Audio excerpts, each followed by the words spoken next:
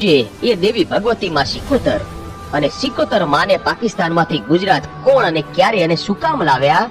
તો પાકિસ્તાનમાં માં ખોડિયાર, માં સિકોતર અને પઠ્ઠાપીરનો એક જોરદાર સત્ય ઘટના પર આધારિત ઇતિહાસની આજે આપણે વાત કરીશું. મિત્રો, ઘણા વર્ષો પહેલાની આ વાત છે.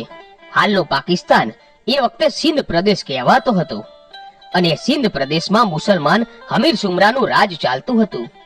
અને આ હમીર સુમરાએ એકવાર 16 વર્ષના ધણી એવા રા નવઘણની ધર્મની માનેલી બેન જાહલને એકવાર કેદ કરી. અને ત્યારે રા નવઘણની બહેન જાહલે રડતી આંખે પોતાના ભાઈ નવઘણને એક ચિઠ્ઠી મોકલી કે મને આ હમીર સુમરાએ કેદ કરી છે, તો મારા ભાઈ મારી વાહરે આવો. અને કહેવાય છે કે આ સિંધ મલકના રાજા હમીર સુમરાની આખા મહેલની રખેવાળી માતા સિકોતર અને પઠ્ઠાપીર કરતા હતા. અને તેથી હમીર સુમરો એટલો શક્તિશાળી બની ગયેલો કે કોઈ રાજા એને હરાવી નહોતું શકતું.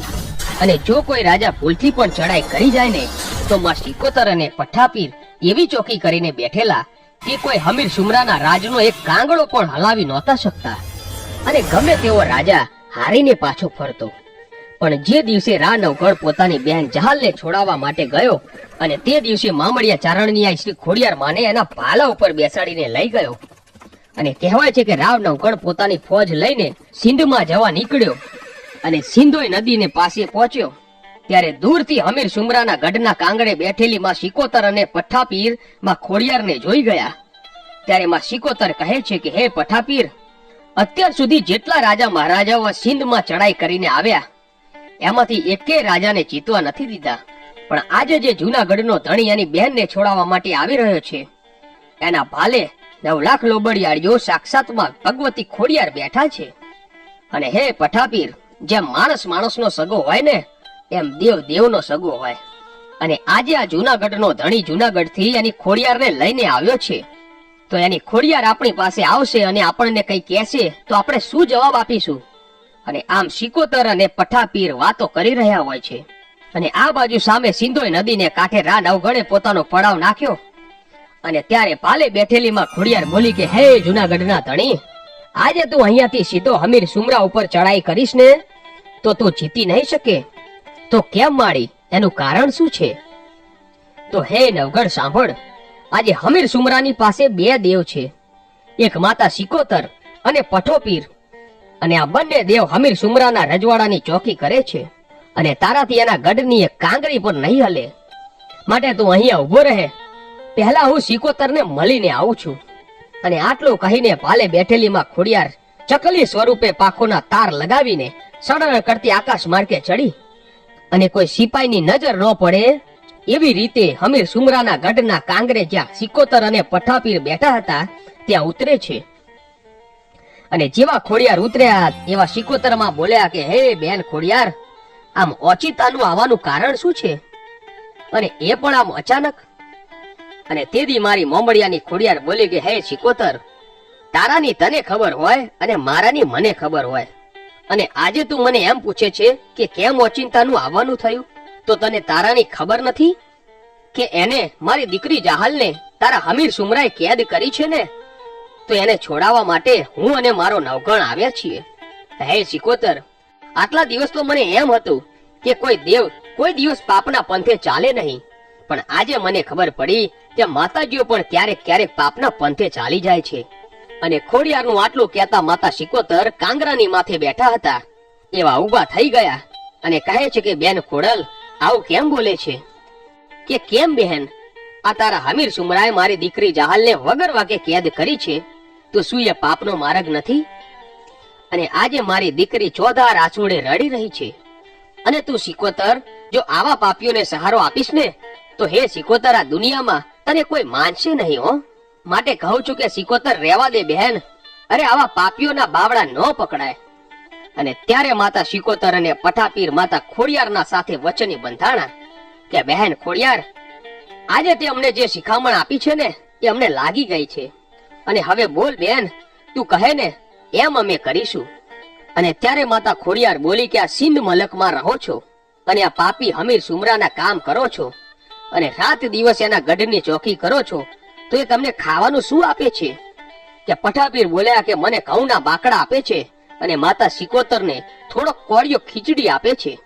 અને તેથી મારી ખોડિયાર કહે છે કે સિંધ મલકને છોડી દે અને ચાલ મારી સાથે મારા સોરઠમાં. ખોબલે ખીર અને છૂટી સેવ ન જમાડું તો હું મામડિયાની ખોડિયાર રહી. અને ખોડિયારે આટલી વાત કરી પછી તો માતા સિકોતર અને પઠ્ઠાપીર માં ખોડિયારના પક્ષમાં ચાલ્યા ગયા. અને પછી માં સિકોતર બોલ્યા કે બહેન ખોડિયાર, કાલે સવારનો દિવસ ઉગે ને એટલે તારા નવગણને કહેજે કે સિંધ માથે ચડાઈ કરે. અને જો હમીર સુમરો હારી જાય અને નવગણ જીતે અને પછી અહીંયાથી જહાલને લઈને પાછા સોરઠ તરફ જાઓ ને ત્યારે અમને પણ તમારી સાથે લેતા જજો. ત્યારે ખોડિયાર કહે છે કે ભલે બેન, અહીંથી જીતીને પાછા જઈશું ત્યારે તમને લઈ જઈશું. આમ ખોડિયારે આટલી વાત કરીને પાછા નવગણે જ્યાં પડાવ નાખ્યો હતો ત્યાં આવે છે. અને નવગણને કહે છે કે નવગણ, કાલ સવારનો દિવસ ઉગે ને એટલે હમીર સુમરાની માથે ચડાઈ કર અને હમીર સુમરો હારે અને તારી જીત થાય અને તારી જહાલને છોડાવું ને તો એમ માનજે કે તારી મોમડિયાની ખોડિયાર તારી ભેડી આવી છે બાપ. અને પછી તો એમ કરતા કરતા રાત વીતી અને સવારનો દિવસ ઉગ્યો અને રા નવગણે યુદ્ધ માટે ઘોડા માથે પલાણ માંડ્યા. અને ઘોડા ઉપર બેસીને નવગણે આકાશ માથે જ્યારે ભાલો લાંબો કર્યો ત્યારે ફરી આકાશમાંથી કાળી દેવ ચકલી બની માતા મોમડિયાની આઈ ખોડિયાર આવી અને ભાલા ઉપર બેસી ગઈ. અને પછી તો કહેવાય છે કે સિંધોઈ નદીના વહેતા પાણી ઉપર ખોડિયારે નવગણના ઘોડા દોડાવ્યા. અને ત્યારે એક સિપાહીએ હમીર સુમરાને જાણ કરી કે મહારાજ, કોઈ રાજાએ આપણા રાજ ઉપર આક્રમણ કર્યું છે. અને ત્યારે સિંધોઈ નદીને કાંઠે ધમાસણ યુદ્ધ થયું. ત્યારે નવગણ કહે છે કે હે મારી મોમડિયાની ચારણ મારી, આ હમીર સુમરાની મોટી દરિયા જેવડી ફોજ છે અને હું એક નાનકડું 13 તાંબાનું લશ્કર લઈને આવ્યો છું. તો મારી આજે તો મારી હાર નક્કી છે. અને તે દી મારી ખોડિયાર બોલી કે હે નવગણ, હજુ તને મારી ભક્તિની ખબર છે, તને હજી મારી શક્તિની ખબર નથી. અને હે નવગણ, તારી કેડે જે તલવાર લટકી છે ને એને જય માતાજી કરીને બહાર કાઢ અને એક એક ઝાટકો માર અને તારા તલવારના એક એક ઝાટકે 100 દુશ્મનોના માથા કાપી ન નાખું તો નવગણું મોમડિયાની ચારણ નહીં. અને આમ માતા ખોડલના આશીર્વાદ લઈ અને નવગણે હમીર સુમરા માથે યુદ્ધ કર્યું. પરિણામ સ્વરૂપ હમીર સુમરાની હાર થઈ અને જૂનાગઢના રાજા રા નવગણની જીત થઈ. અને જે ઓરડામાં જહાલને કેદ કરી હતી એના તાળા તોડીને જહાલને આઝાદ કરી. અને પછી માં ખોડિયારની જય બોલાવી અને પછી પોતાના વતન જૂનાગઢ પાછા જવાની તૈયારી કરી. ત્યારે માતા ખોડિયારે કહ્યું કે રા નવગણ રોકાઈ જા, અહીંથી માતા સિકોતર અને પઠ્ઠાપીરને આપણા મલક લઈ જવાના છે. અને મિત્રો અત્યારે માં સિકોતર બધી જગ્યાએ પૂજાય છે, પણ એવું કહેવાય છે કે સૌ પ્રથમ સિંધ મલકમાંથી સિકોતર માને લાવનારી મારી આ ખોડિયાર હતી. અને આમ ખોડિયારના કહેવા પ્રમાણે માતા સિકોતર અને પઠ્ઠાપીરના નામના વાવટા કરી અને સાથે લઈને અને જૂનાગઢ પરગણાનો જ્યાં ગઢધરાનો ઘાટ છે ત્યાં મારી ખોડિયાર સિકોતર અને પઠ્ઠાપીરને લાવે છે. અને મિત્રો વાતની મજા તો હવે છે કે માં ખોડિયારે માતા સિકોતર અને પઠ્ઠાપીરને ગઢધરાના ઘાટ ઉપર વિસામો આપ્યો. અને આમ કરતા કરતા પછી સમય જાય છે અને ભાવનગરના રાજા વખતસિંહજી બાપુ એને બધા આતાભાઈ કહે. આ આતાભાઈ ખોડિયાર માના પરમ ભક્ત અને એમના કુળમાં ખોડિયાર પૂજાય. આતાભાઈના વડવાઓ 3 પેઢીથી માં ખોડિયારના દર્શન કરવા દર વખત ભાવનગરથી ગઢધરા આવે. હવે એક વખત આતાભાઈ ગઢધરા આવીને માતાજીને પ્રાર્થના કરે છે, આમ જુઓ માડી, હવે તો મારી ઉંમર થઈ, હે માં, તમારા દર્શન કરવાની મનમાં ઈચ્છા છે તો જરૂર પૂરી કરજો માં.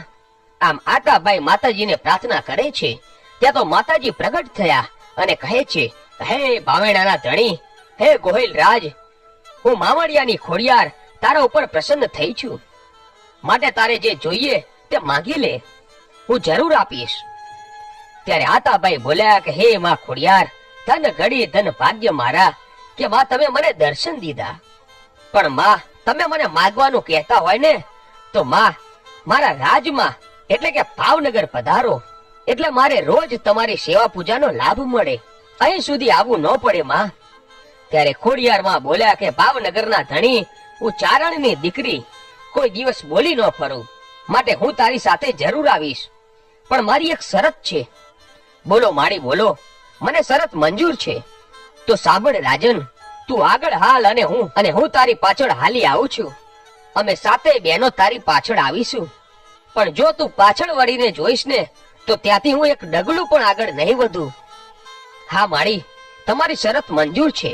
કહીને આતાભાઈ આગળ આગળ જાય છે અને પાછળ પાછળ માં ખોડિયાર હાલતા આવે છે. ગઢ દરેથી માજી નીકળ્યા અને ચાલતા ચાલતા રાજાની પાછળ હાલતા આવે છે. પછી કહેવાય છે કે રાજપરા ગામ સુધી પહોંચ્યા અને માતાજીએ લીલા કરી. ચારે બાજુથી પવન ફૂંકાયો, ઝાડવા ડોલવા લાગ્યા, પવન સુસવાટા કરવા લાગ્યો. ત્યાં માતાજીએ એકાએક એમના પગના ચાંજર જે રૂમઝુમ વાગતા હતા એ બંધ કરી દીધા. એટલે આતાભાઈને થયું કે માતાજી ઊભા રહી ગયા કે શું. આવું વિચારીને જેવું આતાભાઈએ પાછળ જોયું ત્યાં તો માતાજી ખડખડાટ દાંત કાઢતા ઊભા છે. હે રાજન, ભૂલી ગયો? કેમ પાછું વળીને જોયું? માં મને માફ કરો અને ભાવનગર ચાલો. ના દીકરા, હવે એક ડગલું પણ આગળ ન ચલાય. અહીં જ મારી સ્થાપના કરજે. અને આમ જો, અહીંથી ભાવેણા ક્યાં દૂર છે. તું અહીં મારા દર્શન કરવા આવજે અને અહીં અમે સાતે બહેનો પાળિયા રૂપે પૂજાશું. પછી તો આતાભાઈએ રાજપરા ખોડિયાર માતાજીનું મંદિર બંધાવ્યું અને તાતણિયા ધરાને કાંઠે રૂડું રાજપરું ગામ આ ખોડિયાર માના બેસણા થયા. હવે આ બાજુ ગઢધરાના ઘાટમાંથી પઠાપીર અને માતા સિકોદર રોકાયેલા છે. અને થોડો સમય જતા પઠાપીર અને માતા સિકોદર વિચાર કરે છે કે હે પઠાપીર, આપણને સિંધ મલકમાંથી અહીંયા લાવવા વાળી ભગવતી આ ખોડિયાર તો રાજપરાના થડમાં ચાલ્યા ગયા. હવે તો આપણે અહીંયા શું કરીશું? અને ત્યારે મારી સિકોતરનો પોકાર સાંભળીને હાથમાંથી 3 પાખાડું ત્રિશુલ લઈ અને રાજપરાથી આકાશ માર્ગે મારી કોમડિયાની ખોડિયાર નીકળી. અને આ બાજુ માતા સિકોતર અને પઠાપીર એકબીજાનો દુઃખની વાતો કરતા કહે છે કે આપણે અહીંયા શું કરીશું અને હવે આપણું કોણ? અને એટલી વારમાં તો માં ખોડિયાર આકાશમાંથી ઉતર્યા અને કહે છે કે બેન સિકોતર, હું જેને લાવી હોય અને એકલા પડવા દઉં ને એ મને મામડિયાની ખોડિયારને પોસાય નહીં બાપ. બોલ બહેન સિકોતર, તને શું દુઃખ પડ્યું? હે બહેન, દુઃખ તો કાંઈ નથી, પણ તમારા વગર અમને અહીંયા એકલા ફાવતું નથી. અને તે દી મારી ખોડિયાર એટલું કહ્યું કે માતા સિકોતર, તમે પણ ચાલો મારી સાથે ગોહિલવાડની ધરતીમાં જ્યાં મારો વાસ છે. હવે એક દિવસ ભાવેણાનો રાજા પોતાના કુટુંબ પરિવાર સાથે રાજપરા માતાજીના દર્શન કરવા આવ્યા. ત્યાં ગામના ગોવાળો વગડામાં ગાયો ચરાવતા હતા. તે આવીને કહે છે કે બાપુ, ગજબ થઈ ગયો. વગડામાં ચરતી ગાયોની પાછળ હાવજ પડ્યો છે, એને મારી નાખશે, માટે તમે ઝટ હાલો અને ગાય માવડીને બચાવી લ્યો. આ વાત સાંભળીને રાજા ઘોડે ચડ્યા અને વગડામાં આવીને જોયે છે તો આગળ ગાય અને પાછળ સિંહ દોડ્યો આવે છે. એટલે રાજાએ ઘોડો દોડાવ્યો, પણ ત્યાં તો ગજબ થયો. ગાય અને સિંહ બંને અદૃશ્ય થઈ ગયા. રાજા ચારેય તરફ જોયે છે પણ કઈ દેખાતું નથી. પણ ત્યાં તો એની નજર વન વગડામાં એક ડોશીમાં ચૂલા ઉપર કંઈક રાંધે છે એની ઉપર પડી. પણ આ શું રાંધે છે એ જોઈ રાજાએ પૂછ્યું કે માં, આ વગડામાં તમે શું કરો છો? આમ જોને દીકરા, હું લાપસી બનાવું છું. પણ માં, તમે તો કુલડીમાં રેકડો નાખ્યો છે, રેકડાની કઈ લાપસી થાય? હા બેટા, મારે એવો નિયમ છે કે જ્યાં સુધી ખોડિયારમાંને 32 લક્ષણા પુરુષનું માથું એના ચરણે નહીં ધરાવું ને ત્યાં સુધી હું આ રેકડાની લાપસી રાંધીશ અને માતાજીને પ્રસાદી ધરાવીશ અને હું પણ ખાઈશ. પણ માં, તમે તમારી ટેક પૂરી કરી લો ને. પણ દીકરા, હું 32 લક્ષણા પુરુષને ગોતવા તો નીકળી છું. મેં સાંભળ્યું છે કે ભાવનગરનો ધણી આતાભાઈ 32 લક્ષણો છે, પણ તેને આ વાત કોણ કરે? ત્યારે આતાભાઈ બોલ્યા કે માં, તમે મને ન ઓળખ્યો? હું જ ભાવનગરનો ધણી આતાભાઈ. લ્યો માં, હું તમને મારું મસ્તક ઉતારી દઉં એટલે તમે માં ખોડિયારને ચરણે ધરી દો. આટલું બોલી આતાભાઈએ તલવાર ઉપાડી અને પોતાનું મસ્તક ઉતારવા જાય છે ત્યાં તો માં ખોડિયાર પ્રગટ થયા અને બોલ્યા, હે ગોદરે માં ભગવતી સિકોતરના બેસણા થયા.